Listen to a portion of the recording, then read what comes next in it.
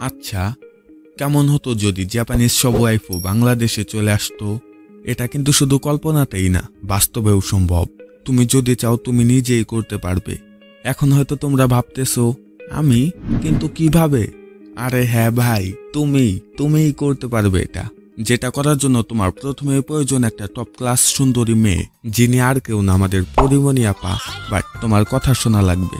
এরপর সবকিছু ঠিক রেখে তাকে জাপানে পাঠিয়ে দাও। সেখানে গিয়ে তার প্রথম টার্গেট থাকবে জাপানের প্রেসিডেন্টকে পটানো।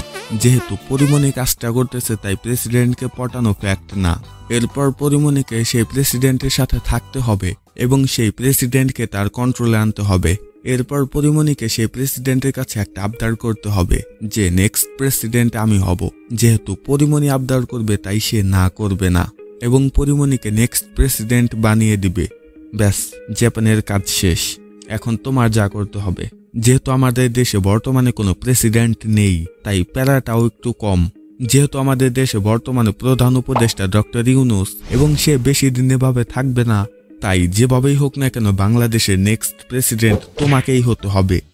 এখন কি হলো, জাপানের প্রেসিডেন্ট যে তোমার কথায় উঠে বসে, মানে তোমার কথা শুনে, আর এদিকে বাংলাদেশের প্রেসিডেন্ট তুমি, মানে দুইটা দেশ এখন তোমার হাতে। এখন তুমি কি করবে জানো? এখন তুমি জাপানিজ ওয়াইফও বাংলাদেশে আনবে অ্যান্ড বাংলাদেশি ওয়াইফও জাপানে নিয়ে যাবে। মানে বাংলাদেশি ওয়াইফ অ্যান্ড জাপানিজ ওয়াইফও এক্সচেঞ্জ করবে। কাজ শেষ।